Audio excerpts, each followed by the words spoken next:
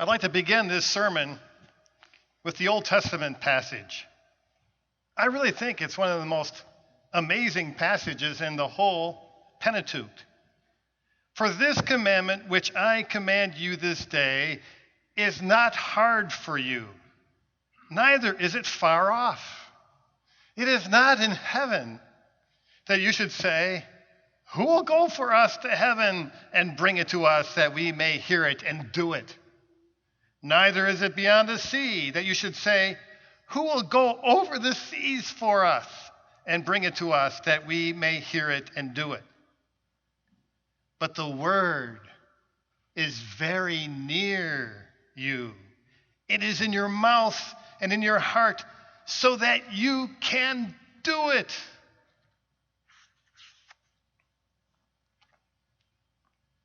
Have you ever heard of a Rube Goldberg machine? Now, some of you are probably too young to know what one of these is. It's a hugely complex machine that does something very, very small and elementary. You have seen it. If you saw the movie Back to the Future, you remember the crazy professor who made his whole room a machine just to wake him up in the morning and to drop a piece of toast in a toaster. That's what a Rube Goldberg machine is. And I think a lot of us have made our lives a Rube Goldberg machine. We have made things so complex that it hardly ever works.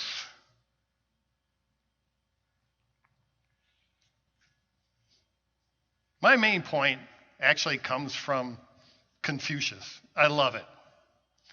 Life is really simple, but we insist on making it complicated. Life is very simple, but we insist on making it very complicated. A scribe stands up. That word stood up leaves us with the impression that he was somebody that must have been very smart. Everybody in the crowd knew that this guy was trained.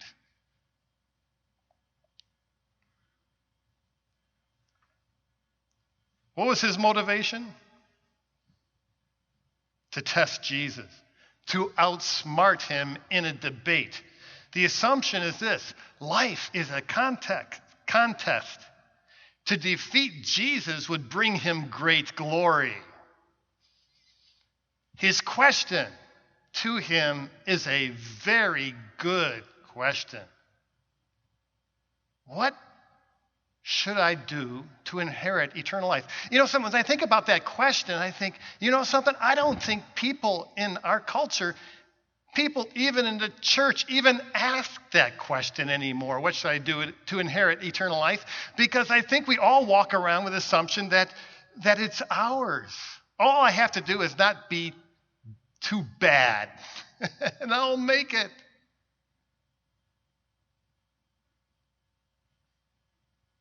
Well, it's a good question, and a good question for each of us to ponder, isn't it?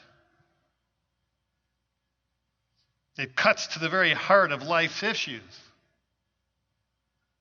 Now, Jesus responds with his own question, and this is very clever because it reverses the test. Jesus is now in charge. He said, well, how do you understand it? You read the law. And, the scribe answers very well. He goes back to the heart of the Old Testament law, and he goes to Deuteronomy chapter 6, and he says, you must love the Lord with all your heart, with all your soul, and with all your strength. And not only that, but he linked it to Leviticus chapter 19, verse 34, which says, and love your neighbor as yourself.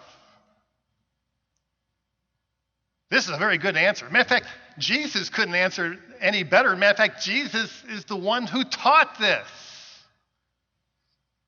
Jesus congratulates him, and he says, do this and live. Do you hear that? It's so simple, isn't it? Do this and live. Doesn't that remind you what you just heard in Deuteronomy? It's very near you. You can do this. It's very simple. Life is really simple, but we insist on making it complicated. Now, the scribe is not very happy with this. Why? His original purpose was undermined. He came to defeat Jesus in debate, and now he feels stupid because Jesus put him to the test. What is more, Jesus' sincerity exposed his insincerity. So, what does he do? He takes another stab and asks, "Who is my neighbor?" The assumption is this: in this hostile world, we have to be selective with those we love. In other words, God's will is not really within reach. It is complex. It gets lost in obfuscation as we debate who is worthy of our love. Once we make things complex, we throw up our hands and eventually give up doing what is right and what is simple. Now, Jesus sees through all of this. Behind the question, "Who is my neighbor?" is Cain's question. Am I my brother's keeper? Behind the scribe's professional demeanor was the callous attitude of the world's first murderer.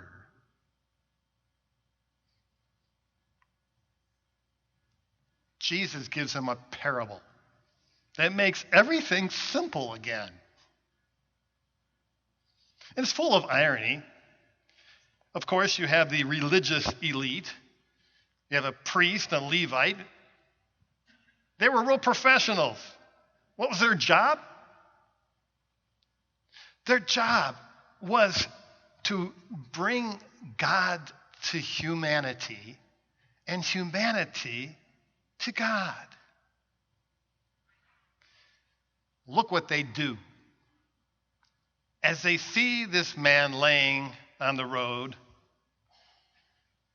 they go out of their way. In other words, they avoid the victim as if he was contagious. They made things complex. Put yourself in the priest and the Levite's shoes. They knew the road between Jerusalem and Jericho was filled with robbers. It was dangerous. And as they were going along, they were afraid. And when they saw this man, their first thought was this: "Oh my goodness, robbers in the area. The same thing that happened to him could happen to me." So they scurry around him, probably praying to the Lord, saying, "Oh Lord, may not this happen to me what happened to him." They were religious, you know. Perhaps they were in a hurry. Why would they go to Jericho in the first place? Well, they had business in Jericho. They had appointments to keep. They want to be late for that. And maybe they thought, I already have a complicated life. I don't want to complicate my life with this guy. And so they pass him by. They made things complex. When you make things complex, you get paralyzed. Contrast that with the Samaritan. We all know what Samaritans are. They were the religious and social outcast. He saw the victim. He saw. He looked. Do you hear the words say he approached them? What did the others do? They went around. He saw the victim as his brother in need and not as a complex problem. And Jesus asked the final question to the scribe, who is neighbor? And you know something? This guy answered the question right the second time. He said, the one that showed mercy. You see, it's so simple that we miss it. Life really is very simple. We just insist on making it complicated.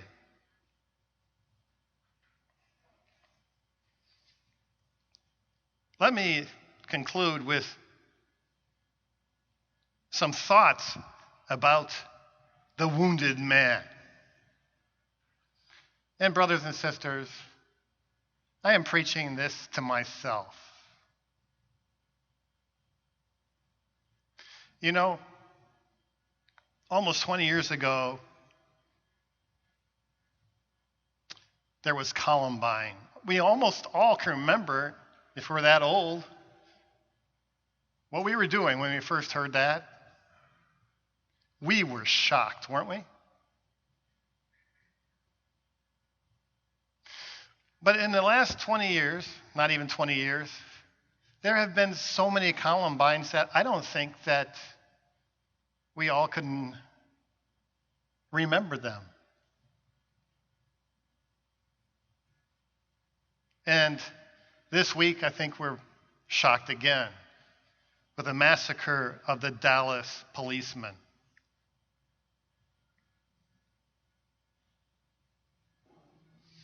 How are we as a church to respond to this country of ours that, like in the days of old, the earth was filled with violence? Well, we could retreat into our own little shells. I think that's almost a natural thing for us, isn't it? Like the priest and the Levite. But God is asking us to see, to really see those among us, starting even in our families, but here in our pews, asking us to see and approach the wounded amongst us. And there are a lot of us. Let's have a vision in this church to see and approach. And if our church has this vision, we can make an impact upon this diocese and the world. What must I do to inherit eternal life? It's not a given. See and do. And what I preach to you, I preach to myself.